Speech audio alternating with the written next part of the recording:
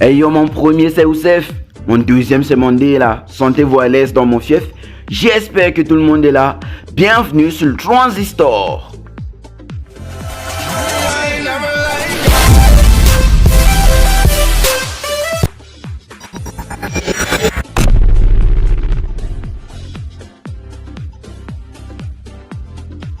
En ce 11 décembre 2024, cela faisait exactement 3 années que Samuel Eto'o-Fils, légende du football camerounais, a accédé à la magistrature suprême au sein du football camerounais, devenant président de la Fédération camerounaise de football, institution de gestion du football au Cameroun.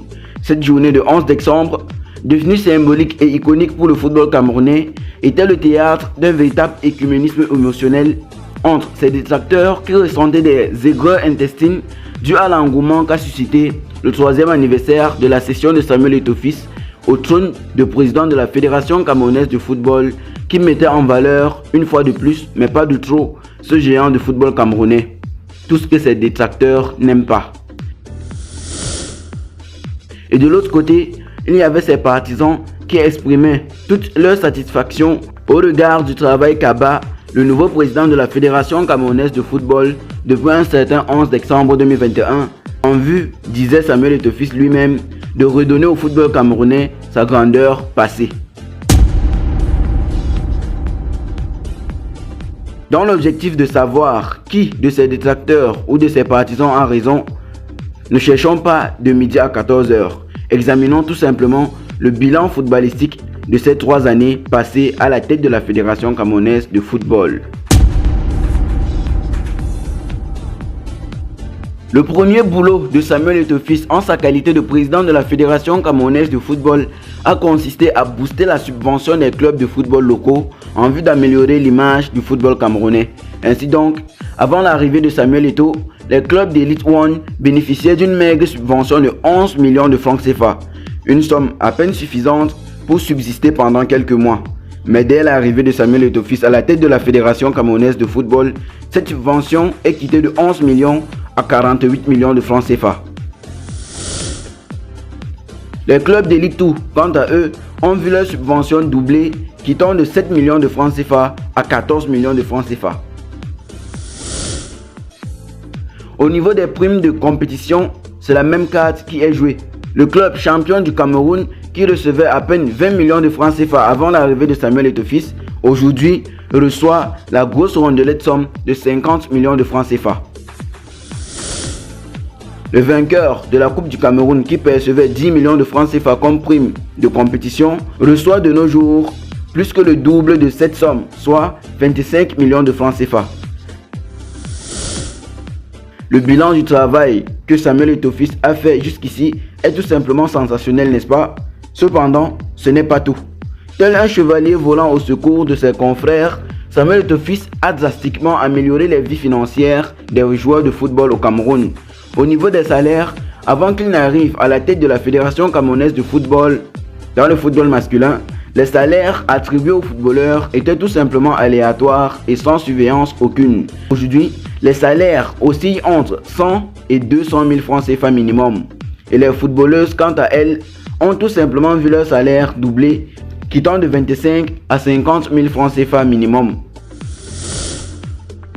Au niveau des indemnités de préformation, Samuel Eto'o-Fils a abattu un travail titanesque, car avant son arrivée à la Fédération camerounaise de football, rien n'était alloué pour cela. Mais aujourd'hui, le budget qui y est destiné va de 500 000 à 1 million de francs CFA. Avant l'arrivée de Samy à la Fédération camerounaise de football, aucun acteur du football camerounais n'était à l'abri de la misère financière, pas même les joueurs de la sélection nationale des Lions indomptables du Cameroun. Les primes des joueurs pour la Coupe du Monde est quittée de 45 millions pour le Mondial 2014 à 60 millions de francs CFA pour le Mondial Qatar 2022. Samuel Eto'o-Fils, c'est aussi un fin stratège innovateur, car avant son arrivée, on ne notait aucun projet niveau infrastructurel. Mais avec lui, le foot camer a connu la construction presque achevée du stade de Bamenda, la construction achevée du stade de proximité de Kousséry, le parachèvement du centre technique de la Fédération camerounaise de football, la réhabilitation du centre d'excellence de la Confédération africaine de football, la relance du chantier du siège de la Fédération camerounaise de football à Ouarda. Depuis l'arrivée de Samuel Eto'o à la présidence de la Fédération camerounaise de football, les sponsors font littéralement la queue au grand bonheur du football camerounais. Les sélections nationales, les championnats et bien d'autres événements footballistiques au Cameroun ont contacté avec une pléthore de partenaires tels que OneHorse Sport, Orange Cameroun, les Boissons du Cameroun, OneXBet, Guinness, MTN Cameroun, Tiof, Camtel, Tradex, UBA, Camer SA, PAD, PAK, API, DKT, Camvert, Simencam, Alliance, CCA Bank, Bocom, Bunch Bank, Men Travel, Edimo, Sportswear, La Pasta, Broly, Sodecoton, Lydia, Anna Super, Ochoco et bien d'autres. Bien plus essentiel encore, avant l'arrivée de Samuel Eto'o à la présidence de la Fédération camerounaise de football, l'effectif de la Fédération camerounaise de football était composé majoritairement de bénévoles et stagiaires. Mais aujourd'hui, tout cela a laissé place à du personnel contractualisé. Samuel Eto'o, dans son élan de redorer le blason du football camerounais, a aussi su ressusciter certains championnats camerounais disparus depuis des lustres dans des méandres profonds de l'oubli, tels que le championnat des jeunes, le futsal, le championnat corpus et vétérans et le soccer beach.